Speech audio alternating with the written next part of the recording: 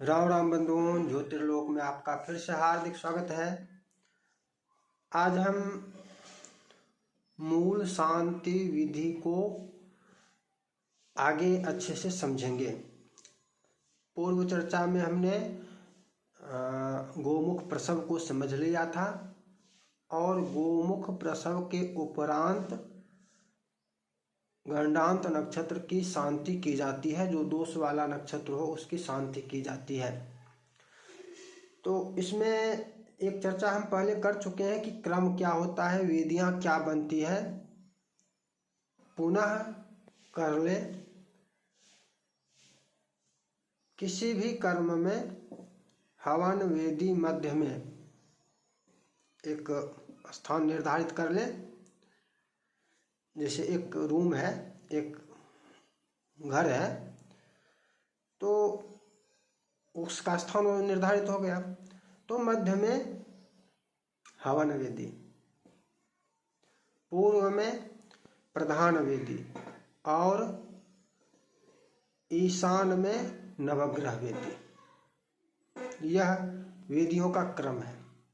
प्रधान वेदी में क्या बनना है यह भी चर्चा हो चुकी है। प्रधान वेदी में यद्यपि दोनों विधि अपनाई जा सकती है। चतुर्विंशति दल बनाकर 3 नक्षत्र देवताओं का पूजन कलश पर हो जाएगा और शेष 24 की पूजा चतुर्विंशति 24 दलों पर होगी। अथवा दूसरा क्रम यदि ले तो एक नक्षत्र जो है जिसकी करनी है उसके देवता की नक्षत्र की पूजा कलश पर और शेष 27 नक्षत्रों के देवताओं की पूजा 27 दल पर। 28 पूजा इस प्रकार से भी, तो 28 पूजा भी हो सकती है, क्योंकि अभिजीत की भी गणना यदि करेंगे तो। किंतु 27 का ही क्रम व्यवहार में भी है और पुस्तकों में भी प्राप्त होता है। तो ये क्रम है। अब शांति विधि के लिए यदि द्रव्य उपलब्ध हो, विशेष द्रव्य जो होते हैं, और सभी सूक्त मंत्र पाठ करने वाले ब्राह्मण भी हों, जैसे शांति अभिषेक की एक सीधी सी विधि है, पूजा करके अभिषेक कर लेंगे, पूजा हवन करके अभिषेक कर लेंगे। और एक अन्य विधि जो है वो है मध्य में शतछिद्र कलश स्थापन धान पुंज पर और उसके पूर्व दक्षिण उत्तर चतुर्दिक 4 अन्य कलश स्थापन। पूर्व कलश में औषध्याय जो द्रव्य बताए गए हैं वो द्रव्य निक्षेप करके रुद्र सूक्त से उसको अभिमंत्रित किया जाएगा। दक्षिण कलश में भी फिर जो द्रव्य बताए गए हैं वो देकर और अप्रतिरथ सूक्त से आशु शिशानु वृषभो नभीमो अभिमंत्रित किया जाएगा। इसी प्रकार पश्चिम कलश में भी जो द्रव्य बताए गए हैं वो प्रक्षेप करके कृणुखोपाज रक्षोघ्न सूक्त इससे अभिमंत्रित किया जाएगा। और उत्तर कलश में भी जो द्रव्य देने हो देकर रक्षोहणम वल्गहनम ये 4 मंत्रों से उसको अभिमंत्रित करेंगे। और मध्य कलश में सच्छिद्र जो है उसमें भी अनेकानेक द्रव्य देकर ऊपर में फिर पूर्ण पात्र देकर वरुण की पूजा करेंगे। और इसमें महामृत्युंजय मंत्र का जप न्यूनतम 78 शत। तो यदि इतना करना हो तो ब्राह्मण भी सबके लिए एक एक ब्राह्मण हो जाएंगे, तो 5 ब्राह्मण की आवश्यकता वहाँ होगी। मान लिया जाए आचार्य मध्य कलश का करेंगे और 4 अन्य कलशों के लिए अन्य 4 करेंगे, तो 5 ब्राह्मण की आवश्यकता वहाँ पर हो सकती है। इसकी अभी जो चर्चा हम करेंगे, अभी इस विधि में या कर्मकांड विधि पर भी जो मूल शांति विधि दी गई है उसमें यह विधि नहीं दी गई है।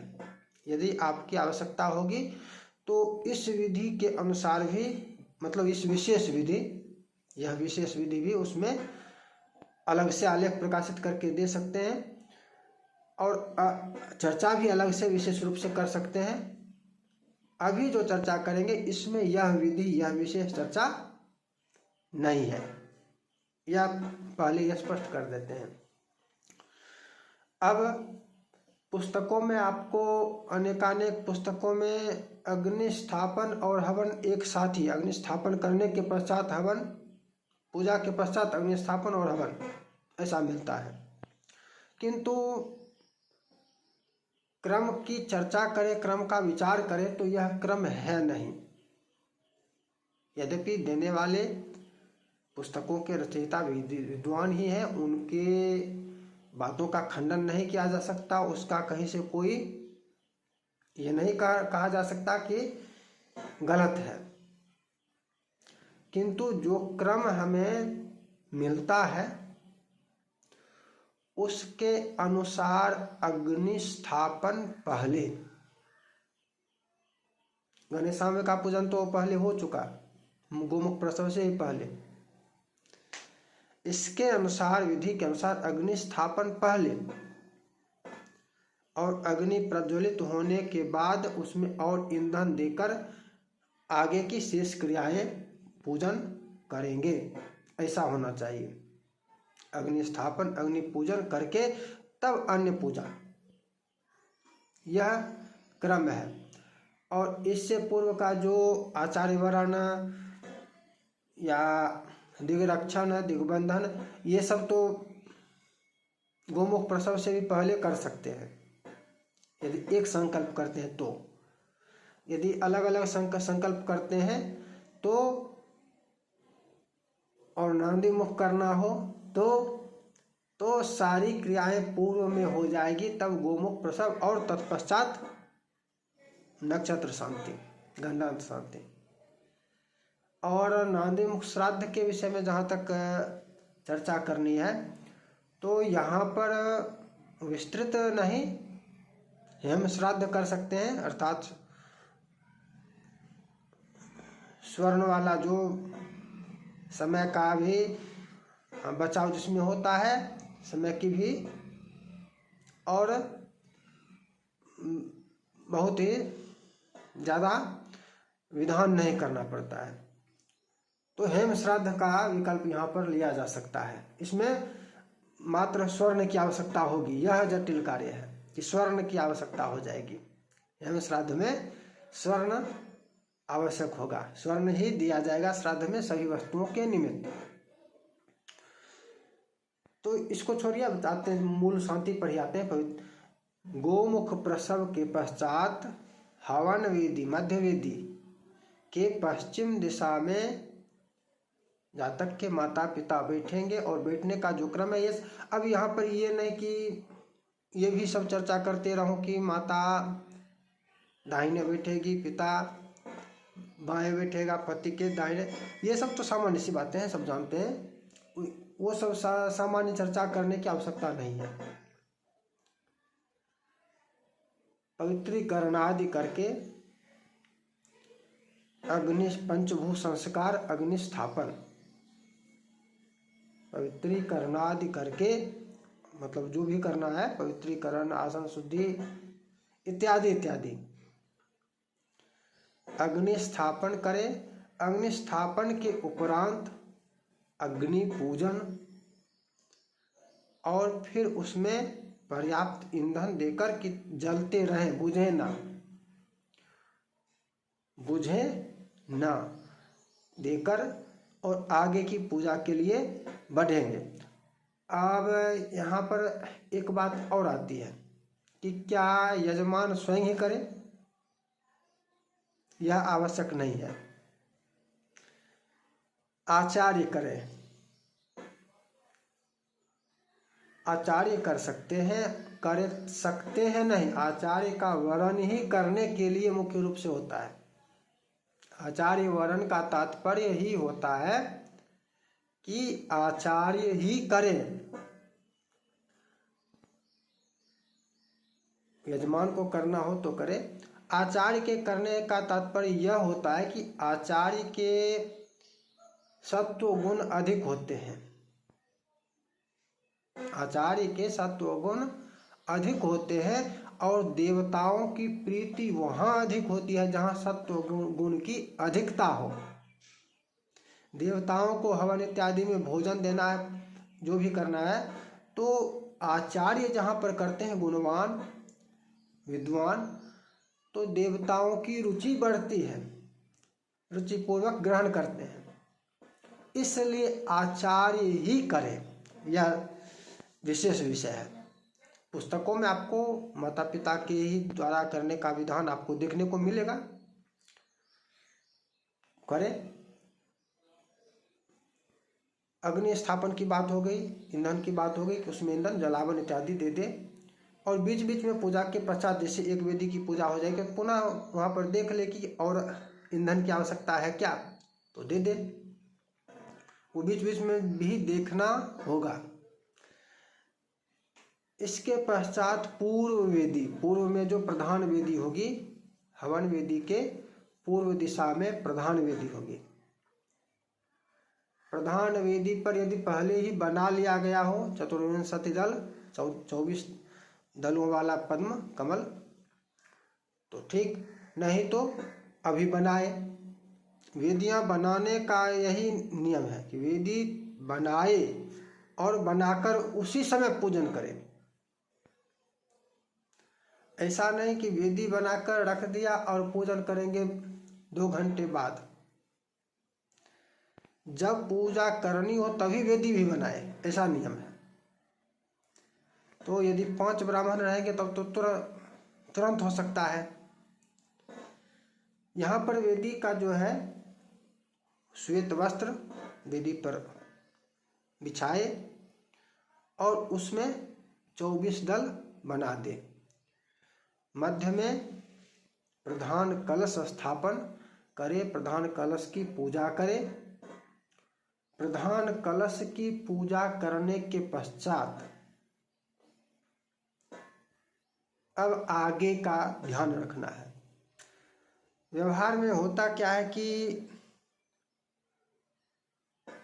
प्रधान कलश पूजा के पश्चात आपको अनेकानेक पूजनों में जो देखी हुई विधि रहती है कि नवग्रह, 10 दिक्पाल और ना जाने बहुत सारे देवता, इनकी पूजा की जाती है। बहुत जगह तो ऐसा भी देखा जाता है कि पत्ते आदि पर पान बिछाकर, पान सुपारी देकर, पुरुष मात्र का, सप्तघृत मात्र का, चतुष्षष्ठी योगी, न जाने कितने किन किन किन सबकी पूजा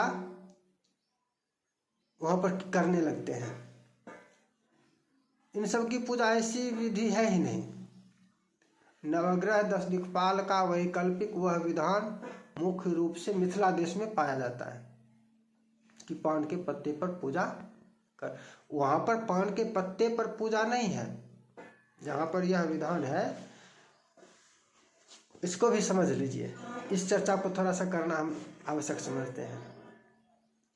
केला के पत्ते पर पान का पत्ता लगाकर, पुंगी फल इत्यादि लगाकर जो पूजा करते हैं,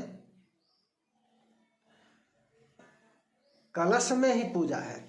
सभी देवताओं का कलश में आवाहन पूजन। आगे में सामने वो जो पत्ता, पान, नैवेद्य इत्यादि लगा, वो नैवेद्य है, नैवेद्य दिया जाता है। धूप दीप दोनों तरफ अपना है, तो वो नैवेद्य है। वैसे आह्वान कर सकते हैं, वो करने पुंगी फल पर भी कर सकते हैं, किंतु जैसे नवरात्रा इत्यादि, नवरात्रा में यदि पान के पत्ते पर पुंगी फल पर करेंगे और अगले दिन उसको तो हटाना है, अगले दिन फिर बिना विसर्जन करेंगे या बिना विसर्जन किए करेंगे, क्या करेंगे? आवाहन कलश पर ही होगा। जितने भी देवताओं, देवी देवताओं की पूजा करनी है, आवाहन कलश पर ही होगा।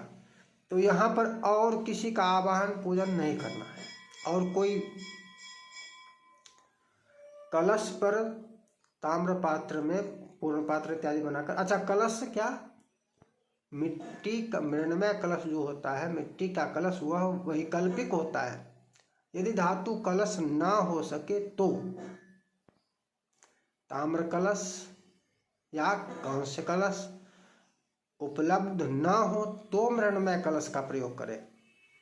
अर्थात उपलब्ध ना हो तो, अक्षम हो तो, यजमान आर्थिक रूप से अक्षम हो तो मृण्मय कलश।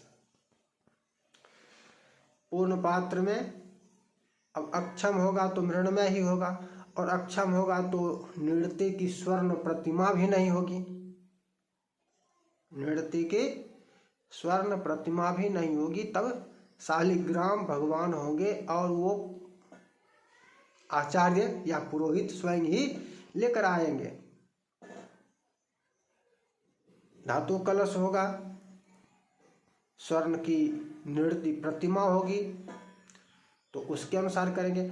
अब यहाँ पर देखिए, बैठे हैं पूर्व की ओर मुख करके, मध्य में वहाँ पर 3 पूजा होगी। पूर्ण पात्र के ऊपर मध्य में होगी जो भी नक्षत्र है, नक्षत्रेश जो है उनकी, नक्षत्र के जो देवता है मध्य में, उसके पूर्ण पात्र के मध्य में, उसके ऊपर भी अष्टदल बना सकते हैं और आवश्यक भी नहीं है।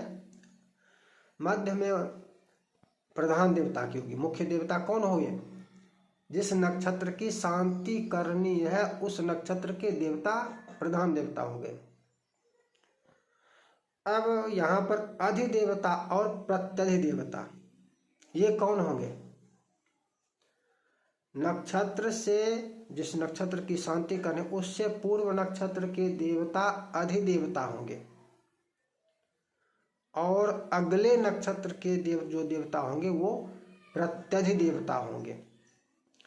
दिशा का भी ध्यान रखना है कि किधर किसका आवाहन करना है। जैसे मूल नक्षत्र की शांति करनी है तो मूल नक्षत्र के देवता हो गए निऋति, निऋति प्रधान देवता हो गए। मध्य में निऋति प्रतिमा, स्वर्ण प्रतिमा हो तो संक्षेप में अग्न्योत्तारण करके, यदि प्रतिमा हो तो अग्न्योत्तारण आवश्यक है। भले ही आप द्यौः शांति मंत्र से या अपोहिष्ठादि मंत्र से ही क्यों न जलधारा दें, 3 ऋचा से ही क्यों न करें, 1 ऋचा से ही क्यों न करें, किंतु अग्न्योत्तारण अनिवार्य है। तो संक्षेप में भी ही सही अग्न्योत्तारण करके ही प्राण प्रतिष्ठा करें। तो प्रधान देवता हो गए नृत्य, नृत्य की पूजा जो व्यवस्था हो, षोडशोपचार, पंचोपचार, दशोपचार, जो व्यवस्था हो उसके अनुसार नृत्य की पूजा कर लिए। अब अधिदेवता किधर, प्रत्यय देवता किधर? मूल से पूर्व नक्षत्र ज्येष्ठा, ज्येष्ठा के देवता इंद्र, इंद्र हो गए मूल से पूर्व के, नृत्य से पहले इंद्र हो गए यहाँ पर अधिदेवता। और अगला मूल के बाद पूर्वाषाढ़, पूर्वाषाढ़ के देवता वरुण, तो वरुण हो गए प्रत्यधिदेवता। अब अधिदेवता किधर और प्रत्यधिदेवता किधर? अधिदेवता प्रधान देवता के दाहिने, अर्थात अपने विचार से करेंगे तो बाएं, अपने विचार से करेंगे तो बाएं, लेकिन इस क्रम से समस्या हो सकती है। दाएं बाएं में देवता सम्मुख है, हमारा जो बायां है वो देवता का दायां है, हमारा जो दायां है वो देवता का बायां है। इस प्रकार से समझने में सरलता होगी। अथवा यदि आप पूर्व दिशा में बैठे हुए हैं तो देवता पश्चिमाभिमुख है, और उस क्रम में उत्तर दिशा उनका वाम होगा, और दक्षिण दिशा उत्तर दिशा उनका दक्षिण होगा, और दक्षिण दिशा उनका वाम होगा। तो इस क्रम से अधिदेवता और प्रत्यय देवता का स्थापन, आवाहन, स्थापन, पूजन वहाँ पर होगा। अधिप्रत्यय देवता में ही अंतर सर्वत्र होगा। अन्य जैसे यही चर्चा हम शुरू से करते रहे हैं, प्रारंभ से करने समझाने का प्रयास करते रहे कि यदि अश्विनी होगा, अश्विनी नक्षत्र की शांति करनी हो तो अधिदेवता कौन होंगे? रेवती नक्षत्र पूर्व नक्षत्र कौन है? रेवती। रेवती के देवता पूषण पूखा। और अश्विनी के पश्चात अगला नक्षत्र भरणी के देवता यम। तो अधिदेवता और प्रत्यय देवता यहाँ पर बदल जाएंगे। आगे जो 24 दलों पर शेष 24 नक्षत्रेशों की पूजा करनी है। 3 नक्षत्र देवताओं की पूजा हो गई, कलश पर हो गई। कैसे हो गई? तो मध्य में प्रधान देवता जिस नक्षत्र की शांति हो उसके देवता, उनके दाएं पूर्व नक्षत्र के देवता और उनके बाएं अगले नक्षत्र के देवता। 3 नक्षत्र देवताओं की पूजा हो गई। अब बचे 24। 28 के अनुसार चलेंगे तो 25 हो जाएंगे। 28 करना हो तो 25 करके कर सकते हैं। यहाँ पर ऐसा नहीं कहा जा सकता है कि उसका निषेध है 27 ही होगा, ऐसा नहीं कहा जा सकता, यह नहीं कह सकते। 28 भी के अनुसार भी कर सकते हैं तो 25 हो जाएगा। आरंभ कहाँ से करेंगे? आरंभ पूर्वाषाढ़ के आगे जाकर करेंगे, उत्तराषाढ़ से होगा। उत्तराषाढ़ के जो देवता होंगे उनसे आरंभ होगा। पूर्व दिशा से, दिशा नहीं वर्णित है तो पूर्व दिशा से आरंभ करेंगे या ईशान कोण से भी आरंभ कर सकते हैं। पूर्व दिशा से भी आरंभ कर सकते हैं, ईशान कोण से भी आरंभ कर सकते हैं। क्रम यदि वर्णन नहीं है, अपसव्य क्रम का निर्देश नहीं है तो सव्य क्रम से ही होगा। अपसव्य क्रम मातृका पूजा इत्यादि में होता है, यहाँ पर सव्य क्रम का ही को ही ग्रहण किया जाएगा। तो उत्तराषाढ़ से आगे बढ़ेंगे। उत्तराषाढ़ के देवता है विश्वदेव। विश्वदेव से आवाहन करके पूजन करके सबका क्रम से सबकी पूजा, भले ही पंचोपचार पूजा हो लेकिन एक एक करके सबकी पूजा। अब हो गए ये 27 नक्षत्र देवताओं की पूजा हो गई। इस क्रम से करते हुए इसी को समझना होगा कि रेवती में फिर कहाँ से आएंगे? रेवती में भरणी के हो गए। और यदि पुस्तक में जो 24 देवता दिए हुए हैं तो उसमें आपको निऋति, इंद्र, वरुण नहीं मिलेंगे। ज्येष्ठा, मूल और पूर्वाषाढ़ के देवता की पूजा तो यहाँ पुस्तकों में पहले दे दी गई है और 24 शेष की दी गई है। वहाँ पर आपको अश्विनी 24 दलों में अश्विनी का भी मिलेगा, रेवती का भी मिलेगा, भरणी का भी मिलेगा, इसके देवता भी मिलेंगे। किंतु ये देवता जब अश्विनी नक्षत्र की शांति करनी होगी तो कलश पर आ जाएंगे। और निऋति,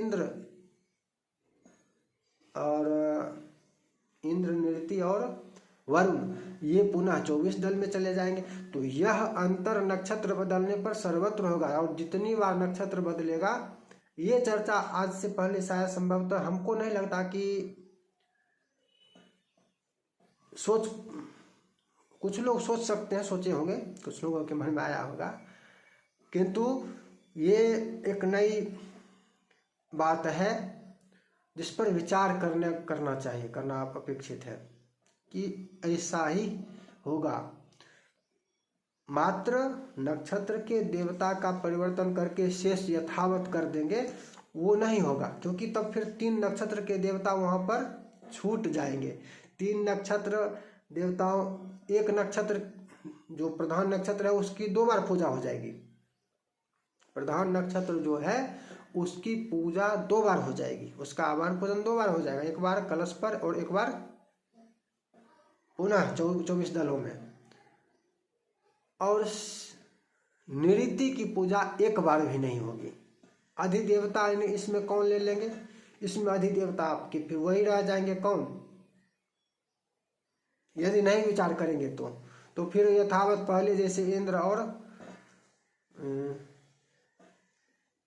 वरुण थे वो यथावत रह जाएंगे। यदि विचार नहीं, ये विचार करेंगे तभी समझ में आएगा कि नहीं, अधिदेवता भी बदलेंगे और प्रत्यय देवता भी बदलेंगे और नक्षत्रों के देवता का जो पूजन क्रम है चतुर्विंशति दल पर वो भी परिवर्तित होगा और नक्षत्र के अनुसार हर बार परिवर्तित होगा। तो ये पूजा इस प्रकार से पूजा, और ये पूजा करने के पश्चात ईशान कोण में नवग्रह मंडल पूजा, अग्नि स्थापन किए हैं, हवन करना है, तो नवग्रह मंडल पूजा ईशान कोण में, अब पहले नहीं, अब नवग्रह मंडल पूजा करके नवग्रह मंडल के ईशान कोण में असंख्यात रुद्र कलश स्थापन करके उसकी पूजा, असंख्यात रुद्र कलश स्थापन और पूजन करके तब आएंगे हवन विधि के पास, और हवन विधि के अनुसार जो कुशकंडिका ब्रह्मास्थापन कुशकंडिका प्रोक्षणी प्रणीता इत्यादि जो विधि है हवन की, हवन जब भी हो तो विधि के अनुसार ही हो। विधि रहित हवन दुष्परिणामकारी ही है। विधि रहित हवन क्यों? क्योंकि विधि रहित होने पर वो असुर ग्रहण कर लेते हैं। क्यों दुष्परिणामकारी होगा इसको भी समझ लीजिए। हम देवताओं के निमित्त आहुति देते हैं, देवता ग्रहण करें, किंतु यदि हम विधि का त्याग करके देते हैं, येन केन प्रकारेण करते हैं, तो वो असुर ग्रहण कर लेते हैं। देवता वहाँ पर रुष्ट होकर विदा होते हैं और असुर बलवान होता है, इसलिए यह दुष्परिणाम देने वाला होता है। इसलिए हवन कभी भी विधि रहित नहीं करें। जब भी करें, एक अष्टोत्तर शत आहुति हो अथवा 28 आहुति हो, फिर भी विधि पूर्वक हवन, सदैव विधि पूर्वक।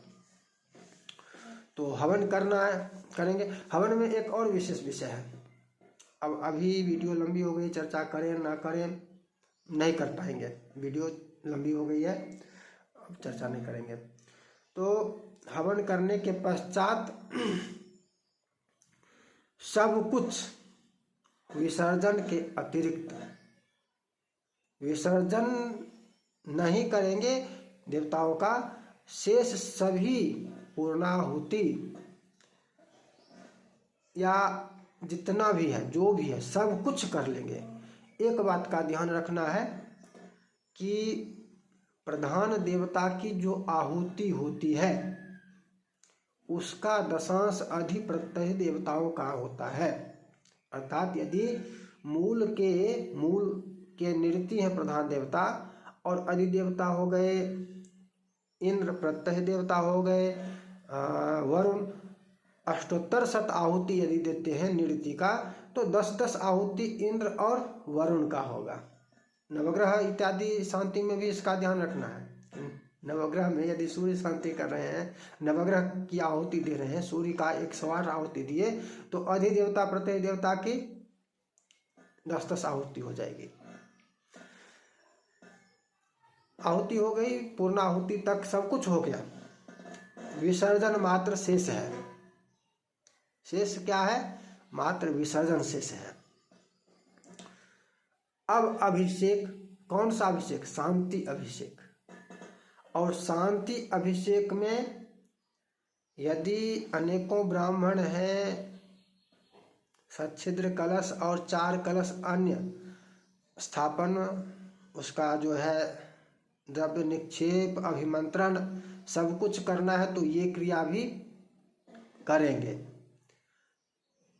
और नहीं कर सकते हैं तो जिस प्रकार से उसको किसी बांस के सहारे, खंभे के सहारे खड़ा करके, कंबल का 2 प्रकार से प्रयोग कर सकते हैं। कंबल दोनों ओर से 2 व्यक्ति पकड़ भी सकते हैं। अच्छा, यजमान सपत्नीक जो बैठेंगे वो काठ के पीढ़े पर ही बैठेंगे और दोनों ओर से 4 आदमी कंबल को पकड़ सकते हैं। बड़ा कंबल हो तो, छोटा सा आसनी वाला कंबल हो तो वो जो सूप रहता है, सूर्प, बांस का पात्र या डाला इत्यादि कुछ भी हो सकता है, चल सूप, बांस की चलनी या जो भी है, उसमें भी कंबल दे सकते हैं। उसका तात्पर्य यह है कि जल जो आए उसमें समझ लीजिए, अभिषेक वाला जल जो आएगा वह कंबल से छनकर गिरना चाहिए। अभिषेक वाला जल जो गिरे यजमान की पति पत्नी और बच्चे पर, वह छनकर गिरे, उससे स्नान नहीं करना है। अभिषेक वाला जल थोड़ा बहुत आ गया और बड़ा कंबल होने का तात्पर्य यह है कि जल अधिक भी होगा तो भी यजमान के ऊपर कम ही आएगा, कंबल भी उसको अवशोषित करेगा जल को, इसलिए कंबल बड़ा हो। अब विधि में देखा जाता है ऊन, छोटा सा ऊन का धागा, कंबल का छोटा सा भाग काट कर, क्योंकि यह पंडित जी का हो जाएगा, ब्राह्मण को हो जाएगा। इतना मन में कृपणता इतनी हो कि ब्राह्मण का कंबल ब्राह्मण ले लेंगे, इसलिए कंबल न देकर ऊन देना है, तो देवता भी इतनी ही कृपा करते हैं। आपकी कृपणता यदि इतनी अधिक हो तो देवता भी तो कृपणता करेंगे। कंबल अच्छा से अच्छा हो और जल जो आए, जल अधिकतम कंबल अवशोषित कर ले। कंबल के अवशोषित करने के बाद थोड़ा बहुत जल यजमान और बच्चे इत्यादि पर पड़े। ये नहीं कि सारा का सारा जल बच्चे पर भी पड़ जाए और बच्चे का स्वास्थ्य बिगड़ जाए। उस बच्चे का स्वास्थ्य बिगड़ने की संभावना रहती है। जल से अधिक जल बच्चे के लिए प्रयोग नहीं हो सकता है, तो इसका ध्यान रखना आवश्यक हो जाएगा। और अब जो है उसमें बांस सब कुछ बता दिए, उसमें सब कुछ और द्रव्य जो देना है, औषधि इत्यादि, लौह, 27 कुएं का पानी, 27 वृक्षों का यदि पत्र उपलब्ध हो तो पत्र, शतावरी, अनेक प्रकार की औषधियाँ हैं। और सप्तमृत्तिका, सर्वौषधि, ये सभी द्रव्य यदि पंचरत्न बाजार में जो है पुड़िया बनाकर जो लेते हैं, इसका प्रयोग ये निषिद्ध अपद्रव्य होते हैं, इसका प्रयोग नहीं करना चाहिए। यदि शुद्ध उपलब्ध कर सकें तो ठीक, नहीं तो सप्तमृत्तिका के स्थान पर गंगा की मिट्टी का प्रयोग कर सकते हैं, अथवा किसी एक गो स्थान की मिट्टी का भी, गोरज का भी थोड़ा सा लेकर प्रयोग कर सकते हैं। ये उत्तम है, ये उत्तम होगा उस सप्तमृत्तिका की तुलना में जो आप बाजार से खरीद कर लाएंगे। एक ही कुएं का जल होगा, गंगा जल ही होगा, वो ठीक होगा, लेकिन दुकान से 27 कुएं का खरीदा हुआ जल ठीक नहीं होगा, उसका प्रयोग नहीं हो सकता है, उसका प्रयोग नहीं कर सकते हैं। एक कुएं का जल होगा ठीक, गंगा जल मात्र रहेगा ठीक होगा, उचित है। किंतु बाजार से जो पूजा दुकानों में शीशी में आपको बंद करके दिया जाता है वो उचित नहीं है, वो अनुचित है। चर्चा कितनी करें, चर्चा बहुत लंबी हो रही है, नहीं कर सकते हैं आगे। तो इस प्रकार से अभिषेक, उसमें और भी जो सामग्री देना हो देकर अभिषेक करें। अभिषेक के पश्चात जो वस्त्र धारण किए थे वो वस्त्र, उस वस्त्र का त्याग होगा। अभिषेक, ये शांति अभिषेक था, शांति अभिषेक के समय जो वस्त्र धारण किया हुआ था उसका त्याग होगा और यह नाई लेगा। स्नान करके पुनः शुद्ध कपड़ा, नया कपड़ा जो हो धारण करके पुनः अग्नि के पश्चिम भाग में बैठेंगे। अच्छा, विसर्जन आचार्य कर लेंगे, विसर्जन अब आगे विसर्जन होगा। विसर्जन कर देंगे। और प्रधान कलश जो था उस कलश के जल से अभिषेक अब हो सकता है, उस कलश के जल से अब अभिषेक होगा। विसर्जन दक्षिणा हो जाएगी। विसर्जन दक्षिणा हो गई। मुखावलोकन, ये दक्षिणा से पहले भी कर सकते हैं, पश्चात भी कर सकते हैं। पहले भी कर सकते हैं, विसर्जन और दक्षिणा से पहले मुखावलोकन भी कर सकते हैं। पहले उसी छाया पात्र, जिस पात्र में घी रखकर हवन कर रहे थे, उसी में घृत पात्र में घृत पूरी घी और भरकर उसमें, अच्छा व्यवहार में अनेक प्रकार देखने को मिलता है कि पहले घी में दाएं कांधे के ऊपर से कोई पकड़ के दिखाए, फिर बाईं ओर तेल में दूसरे पात्र में, फिर दर्पण में, और तत्पश्चात सम्मुख। अच्छा, देखने में उस समय कुछ न कुछ उस शिशु को भी जो स्वर्णाभूषण पहनाना हो वो पहनाया जाता है पिता के द्वारा। तो ये हो गया। और छायापात्र इत्यादि जितने भी सामग्रियां हैं सब ब्राह्मण की होगी, सब ब्राह्मण का होगा। दान दक्षिणा करके, ब्राह्मण भोजन इत्यादि करके, और इस प्रकार से मूल शांति की ये विधि है। इसमें विस्तार और हो सकता है, इसमें और विस्तार हो सकता है, और बहुत विस्तार हो सकता है। ये सामान्य विधि थी, पुस्तकों में वर्णित है। अब उसकी जो चर्चा हुई है, इस इतनी चर्चा के बाद भी यदि समझना कठिन हो तो कराना तो बहुत कठिन जटिल है। फिर मिलेंगे नई चर्चा के साथ। जय जय श्री राधे। अच्छा, डिस्क्रिप्शन बॉक्स में आलेख में जो मूल शांति विधि दी गई है उसका लिंक आप चाह रहे होंगे तो डिस्क्रिप्शन बॉक्स में मिल जाएगा। अगली चर्चा में फिर इस अन्य नक्षत्र देवताओं का, अन्य नक्षत्रों में जन्म होने पर कैसे क्या क्रम होगा उस क्रम को समझेंगे। आलेख पूर्व प्रकाशित है और लिंक डिस्क्रिप्शन बॉक्स में मिल जाएगा। फिर मिलेंगे नई चर्चा के साथ। जय जय श्री राधे।